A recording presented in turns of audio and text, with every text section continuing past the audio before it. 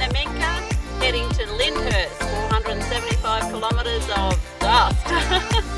Gonna stop off at a few places on the way, hope we find some interesting things, so come with us on this journey on the Strzelecki Track.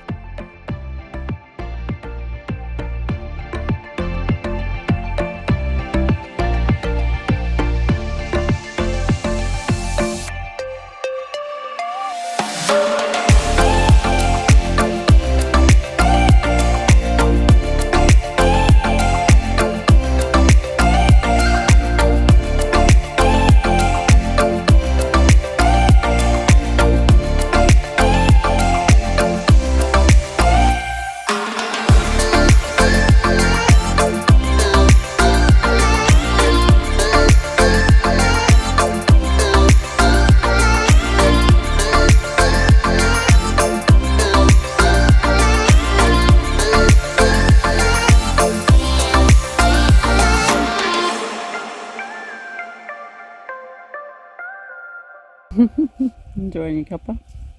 Yeah, the cuppa's nice, the flies are not. The only way you can actually successfully eat or drink anything is to have a fly net over your head. This is the front of the AIM building, all fully restored, was left in ruins.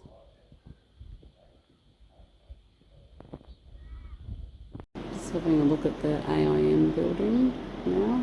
Got some information here about how they restored the mission, the cemetery, places around Innamincka itself. And this building in particular was totally restored. National Parks and Wildlife have got their ranger station here now in the old mission and hospital, and this was the main ward. Had 2 beds and a cot apparently.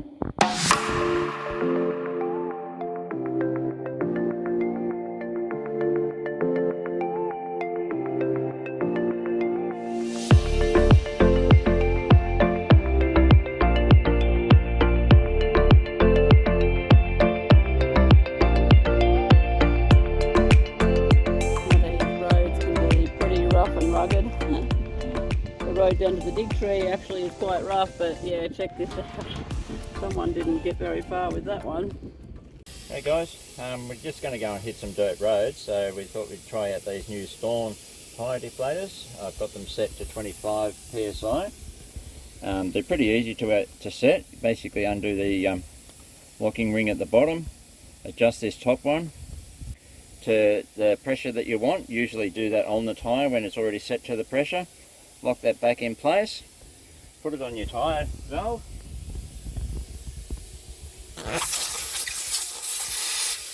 and it automatically turns off when it gets to that set pressure. We've finally arrived at the dig tree. It's a $20 conservation fee per car to come in here and to see the tree and also to camp. Just going to go and see what's in the information hut.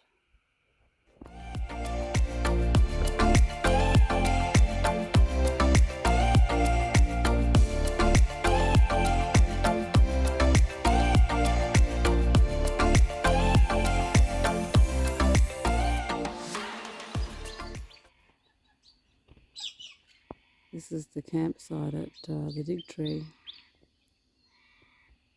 and the morning is just about to erupt.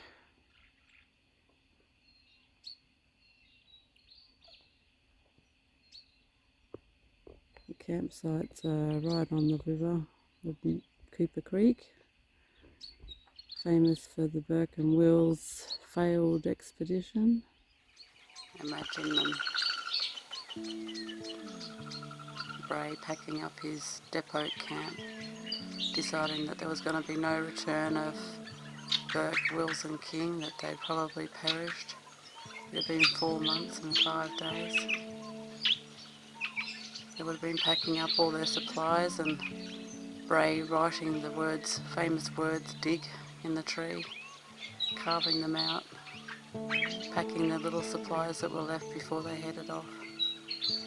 And then on the very same day, Burke, Wills and King stumbled into the same area, same site, same tree, were able to get the message and dig up the few supplies that were left, and then decide what was going to happen, how they were going to get back to civilization now that there was no party here to help them, and they were by this time tired and hungry and depleted of all the vital minerals and elements that you need to be strong and healthy to be able to endure these kind of outback trips.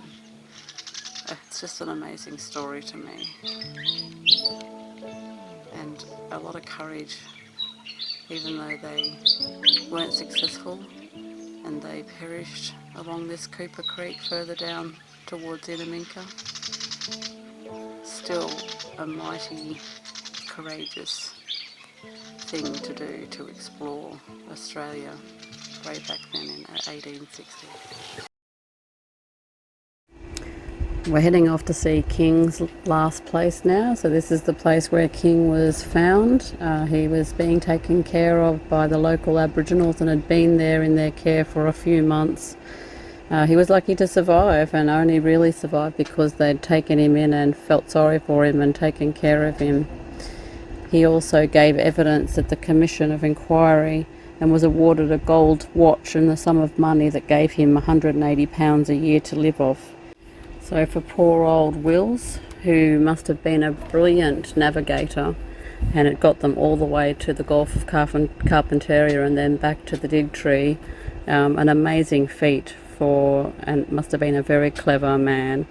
Anyway, Burke had decided that they were going to go off to Mount Hopeless, and Wills really wasn't fit for that trip, and by the time they decided to turn back, he was pretty much done for, and he asked those two men to leave him behind and died there in that spot.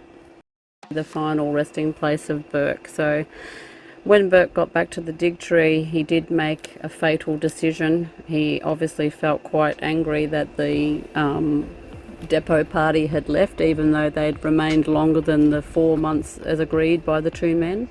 And Mount Hopeless was a 241 kilometre trip away, so it was really a hopeless expedition to try that.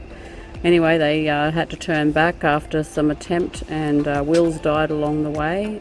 King stayed with Burke, and they were found further along the track there, where Burke had spent his last moments. King had remained loyal to Burke that whole time, and in Burke's last scrawled notes he did note that King had behaved nobly, and I hope he will be properly cared for. In that last note also he did write that, "I hope we shall be done justice by. We fulfilled our tasks, but we were abandoned." And of course that became then the Commission of Inquiry and their findings in the expedition and the mistakes that had been making in that. Okay, well, some people may think it's morbid to visit a cemetery, but I always find when you're in small old towns or places that have been deserted and stuff, the cemetery actually holds a lot of historical information. So one of the first things that we noticed was they're not all buried east to west, which is the normal tradition, with feet facing the rising sun. And yeah, they're sort of all laid out all over the place, and not in straight lines either, so there was no numbers allocated, and I guess they really just didn't keep a great record of the cemetery.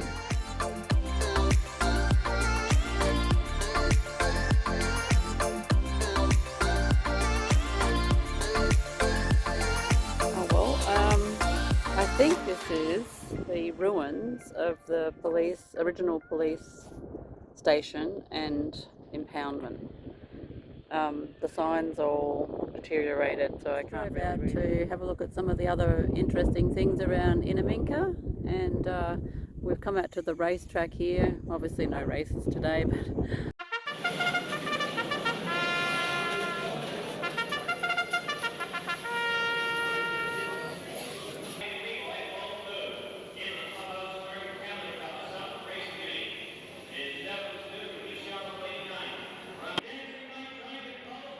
that was so close. Was it the Nissan or the Toyota? It'll have to go to a photo finish. What do you reckon, Daryl? I reckon it was a Nissan by a bullbar.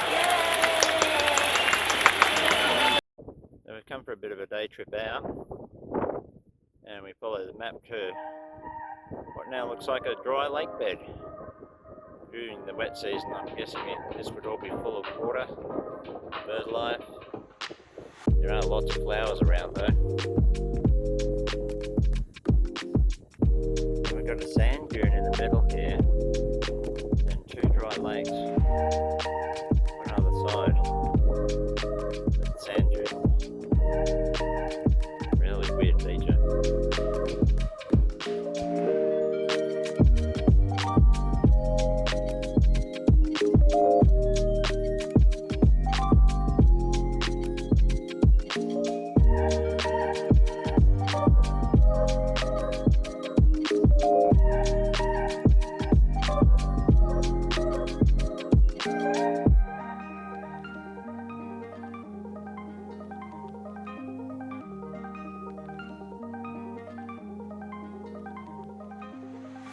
Good reason for wearing sensible shoes, which once again Hilda is not. So what happens? That went straight into her shoe. Oh. Ouch.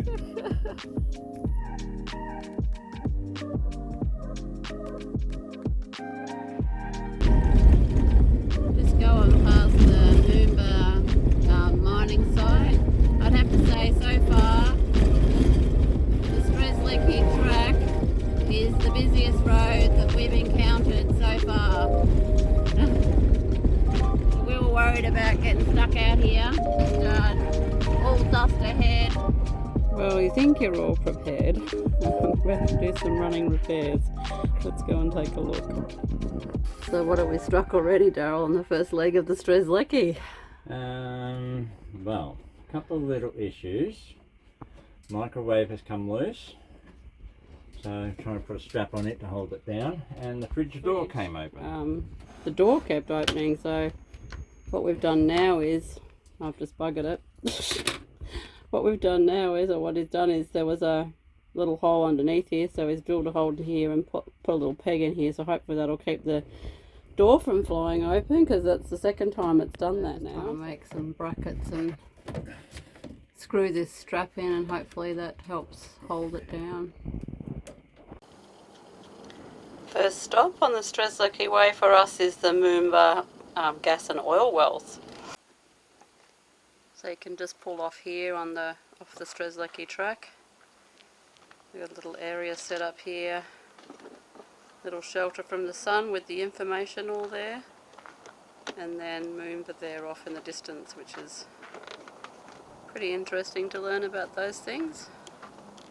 First gas exploration was done here in 1959 at a site at Innamincka, and while it produced no hydrocarbons sufficient for this kind of production, it didn't give them the incentive to keep trying. I'm a little bit curious about what lives in these holes. They're about the size of a 20-cent piece.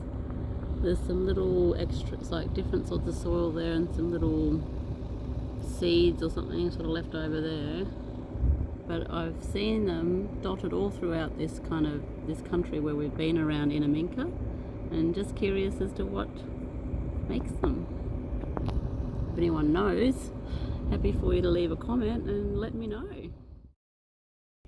I'm in the Strzelecki Creek on the Strzelecki Track, and the flowers, the wildflowers in the creek are beautiful and prolific. There's no water at the moment. There may be some pockets because I can still hear plenty of birds and see plenty of birds. And I can see some puddles that look like they haven't been long dried up. But the creek is just alive with wildflowers. Beautiful.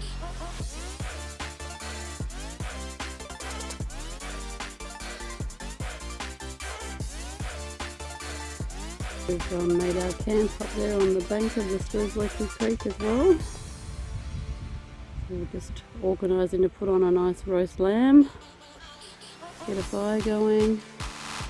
Had we travelled a couple of 100 metres more down the track, We were come across a little waterfall. Who's been walking here to get a drink? Emu? Man? Who else has come down for a drink? Dog? Or dingo, maybe? That's getting quite deep down this end.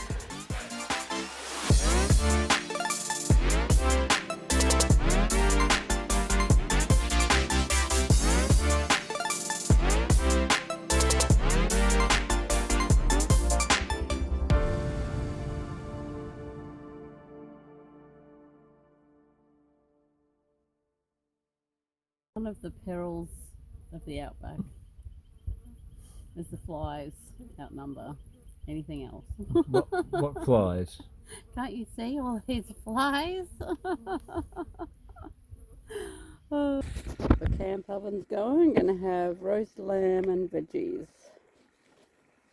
Roast lamb, veggies and flies for dinner. Oh, freaking flies are all over the lens.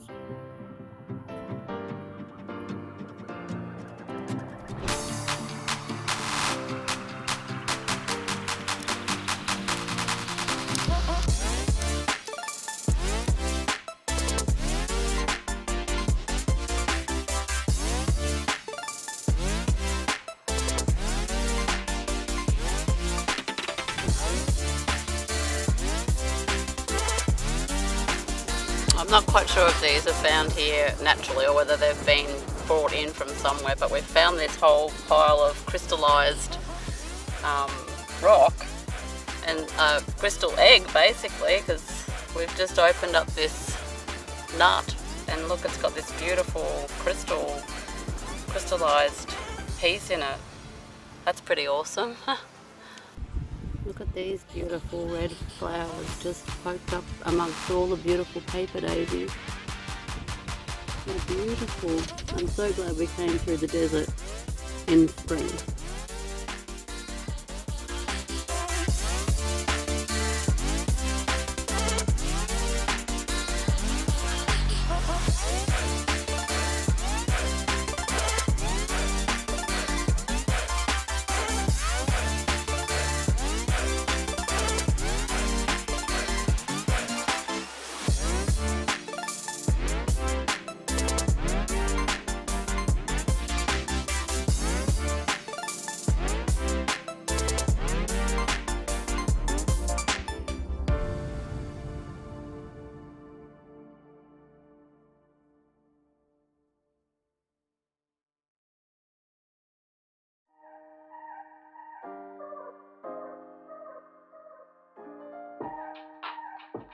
There is a shelter shed there with some information about the geological composition of the area, which is pretty informative, and you can camp here.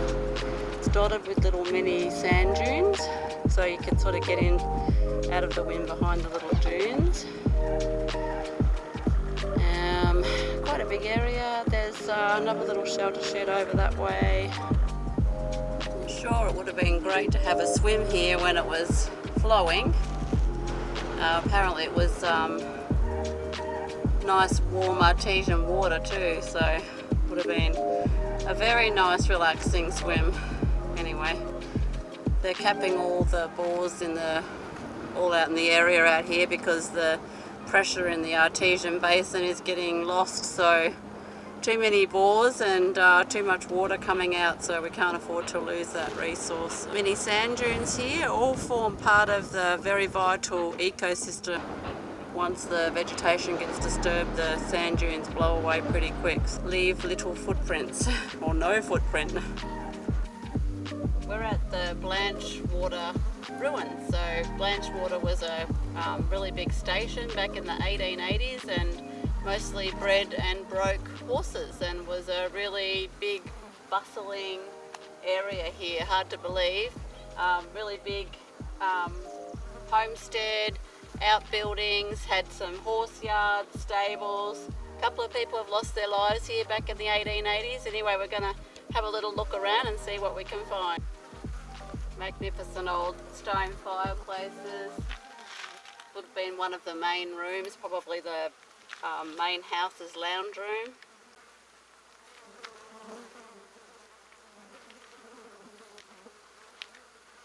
The kitchen, there's still a stove in here. Come on, have a look.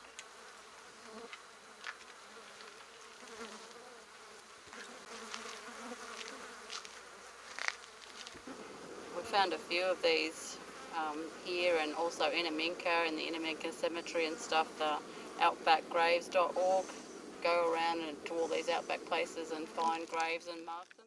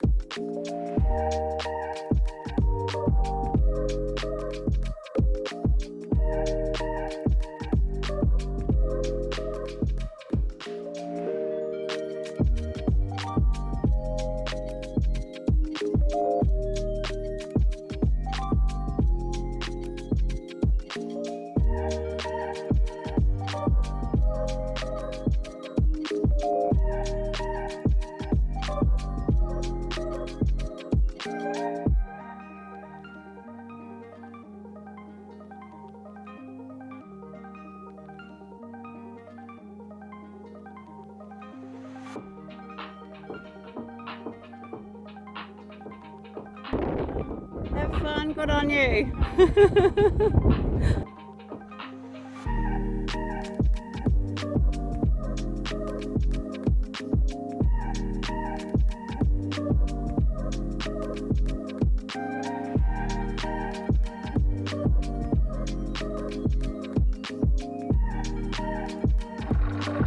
Well, Daryl, we've hit the black stuff, the tar. So time to pop the tyres back up, but we had to lower the tyres twice. Yeah. And you chose to do uneven tyre pressure, so can you explain a bit about why you did that? I lowered the front a little bit more than I did with the backs because I've got a lot more weight on the back of the car with the caravan and the weight. Still lowered all the tyres by about 15 to 20 psi. That gave us a fairly smooth road pretty much all the way along the Strzelecki Track. So it actually got a lot rougher from Montecollina. Yes, it did. So we had to lower the tyres a bit more just to allow for that extra. All the corrugations started getting pretty deep. So we lowered the tyres a bit more to make the ride a bit smoother. We heard the track was really good from Moomba basically to Lyndhurst, and after that it got really rough. So you can kind of make all these thoughts and arrangements about coming on these sort of roads and these tracks, but you sort of got to drive to the conditions because you just don't know. It changes sort of, You do, and you've got to come prepared. If you're going to come out to this sort of country, then you need to be prepared. You need all the right equipment.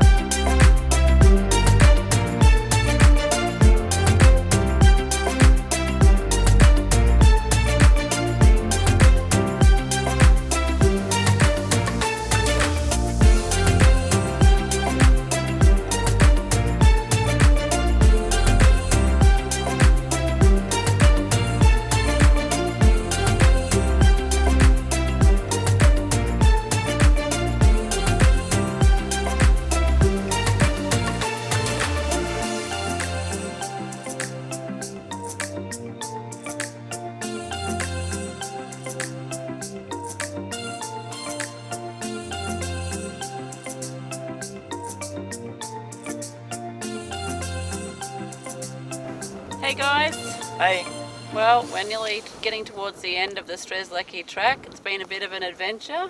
it has Seen been. a few different things, found some nice quartz nuts, Yeah, did some beautiful star pictures with the old yeah, few ruins and astronomy that, photos. so- That was really good. Yep, so they really turned out really great. This is the Flinders Ranges now, and we're about 75 k's out of Lyndhurst, which will be the end of the episode of Strzelecki Track. So in a future episode, we're hoping to do the Flinders Ranges. So make sure you subscribe, hit that notification bell, and give us a like, and you'll be able to watch us do the Flinders Ranges in a future episode. Cheers, guys. See you on the road.